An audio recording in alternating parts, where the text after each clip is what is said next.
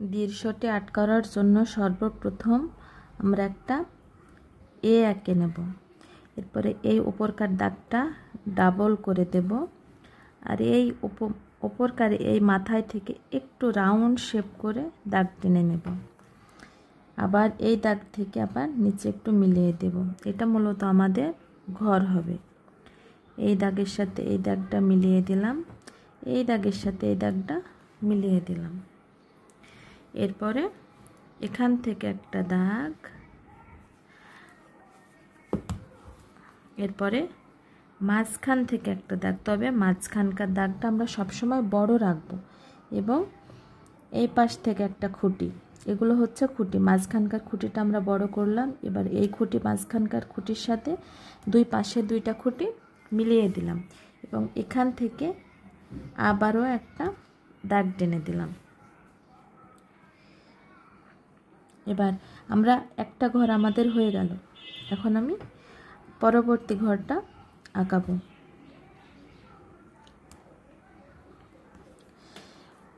ওপর থেকে একটা দাগ টানলাম, এই পাশে একটা দাগ দিলাম, এখানে এই কোণাতে দুই সাইডে দাগ টেনে এর মতন করে এই দাগটা ডাবল করে দিয়ে দাগটা মিলিয়ে দিলাম। এরপরে এখান থেকে একটা খুঁটি বের করলাম, এখান থেকে একটা বড় খুঁটি বের করব, এই খুঁটির সাথে এই খুঁটিটা মিলিয়ে দেব, এবং এই দাগের সাথে এই দাগটা মিলিয়ে দিয়ে দেখো আমাদের একটা চালা হয়ে গেল। এরপরে আমরা এই খুঁটির সাথে এই খুঁটিটা মিলিয়ে দিলাম। আমাদের এখানে পাশাপাশি দুইটা ঘর হয়ে গেল। এখন আমি জানালা আঁকাবো, 4 কোণা করে জানালা এঁকে দিলাম। এখানেও আমি একটা জানালা এঁকে দেব। এখানে একটা দরজা এঁকে দিলাম, দরজার মাঝখানে একটা দাগ দিয়ে দিলাম। এই পাশেও আমি একটা দরজা এঁকে দিলাম, এবং দরজার মাঝখানে একটা দাগ টেনে দিলাম। আমি এই ঘরের একটু ধারি করে নিচ্ছি, এই যে একটু প্যালাসি করে নেবে এবং সমান একটা দাগ টেনে দেবে, একটু কোণা করে দেবে এই দাগটা, এবং এখানে একটা সমান দাগ, এবং এই যে সমান দাগ দেখতেই পাচ্ছ, দুইটা ঘর আমার হয়ে গেল। এখন এই ঘরের ওপরে আমি গাছ আঁকাবো। এই জন্য গাছ আঁকানোর জন্য আমি প্রথমে একটা ভি এঁকে নিলাম, এবং এই ভিয়ের মাথাতে আমি আরও দুইটা ভি এঁকে নিলাম। এই ভিয়ে থেকে বড় ভিয়ে পর্যন্ত আসলাম, এবং উপরকার ছোট ভিয়ে থেকে বড় ভিয়ে আসলাম। এগুলো মূলত আমার গাছের ডালপালা। এবার আমি গাছের পাতা আঁকিয়ে দেব।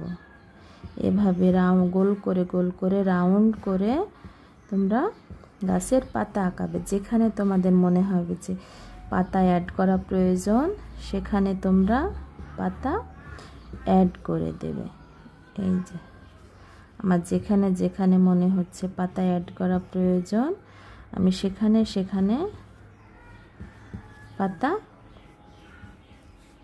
অ্যাড করে দিচ্ছি। এই যে আমার গাছ আঁকানো কমপ্লিট। এখন আমি এই ঘরের পিছনে একটা কলা গাছ আঁকাবো। কলা গাছ আঁকানোর জন্য প্রথমে আমি এভাবে পাতা এঁকে নিচ্ছি। আমি বেশি পাতা আঁকবো না, মোট 5টা পাতা এঁকে নিলাম। এরপরে এখানে একটু দাগ টেনে কোণা করে দিয়ে এই যে মিলিয়ে দিলাম। আবার এটা দাগ টেনে কোণা করে মিলিয়ে দিলাম, দাগ টেনে কোণা করে মিলিয়ে দিলাম। এভাবে তোমরা সহজেই কলা গাছ আঁকতে পারবে। আমার কলা গাছ আঁকানো কমপ্লিট। এইখানটাতে খালি মনে হচ্ছে, তাই এখানেও আমি একটা পাতা এঁকে দিলাম।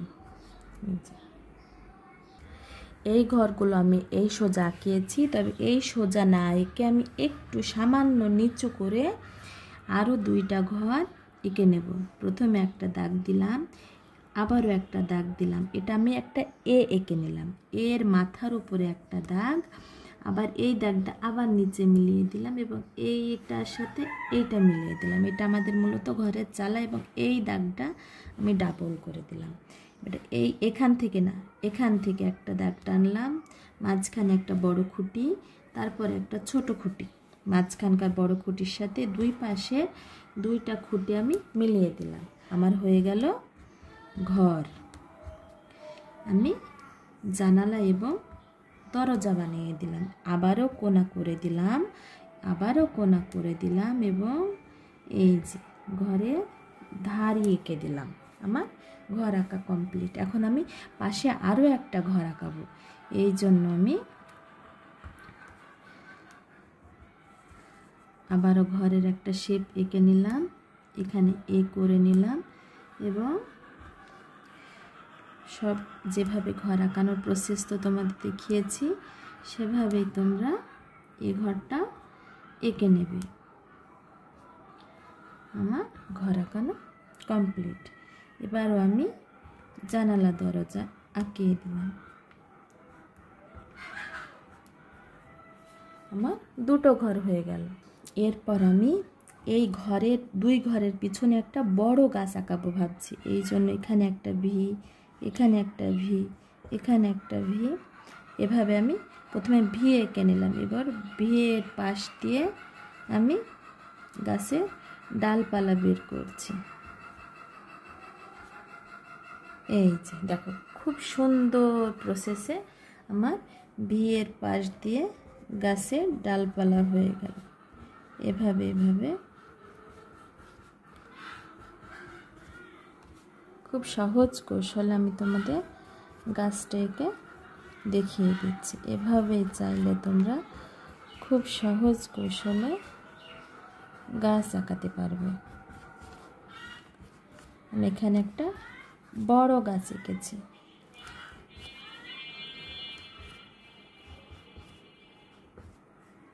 আমার গাছ আঁকানো কমপ্লিট। এরপর আমি এই মাঝ বরাবর একটা দাগ টেনে দিব, মাঝখানে একটু ফাঁকা রেখে আবারও আমি দাগটা মিলিয়ে দিলাম। এখানে আমি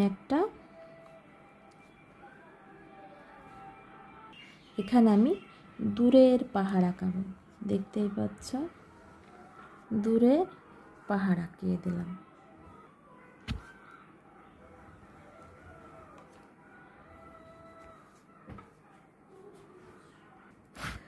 উপরে আমি বড় একটা সূর্য এঁকে দিলাম।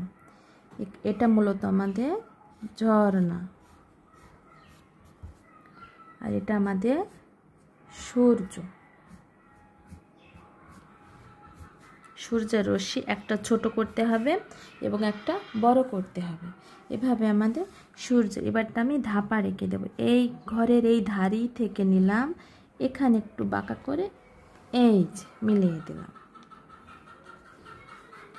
এই ধারি থেকে এখন আঁকাবো আমি, এখান থেকে নিলাম, একটু বাঁকা করে আবারও মিলিয়ে দিলাম। হয়ে গেল।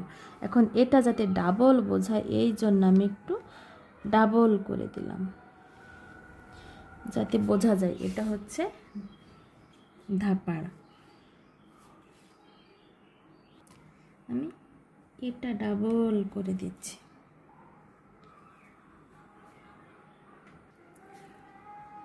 এখানে একটু পানির ফোয়ারা তৈরি করে দিচ্ছি। এই যে গোল করে করে একটু পানির, যাতে বোঝা যায় এই ঝর্ণার পানি পড়ে এখানে পানির ফোয়ারা তৈরি হয়েছে। এবং একটা একটা দাগ টেনে আমি পানি বুঝিয়ে দিচ্ছি, যেগুলো পানি। এবার আমি আকাশ আঁকাবো। আকাশ আঁকানোর জন্য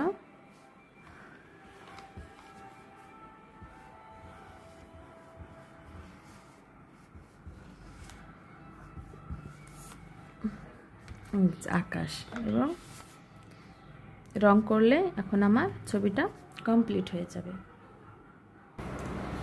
এটা হলো আমার দৃশ্যের ফাইনাল লুক। তোমরা চাইলে এভাবে খুব সহজ কৌশলে সুন্দর দৃশ্যটি এঁকে ফেলতে পারবে। আজকের মতন এখানে বিদায় নিচ্ছি। আসসালামু আলাইকুম।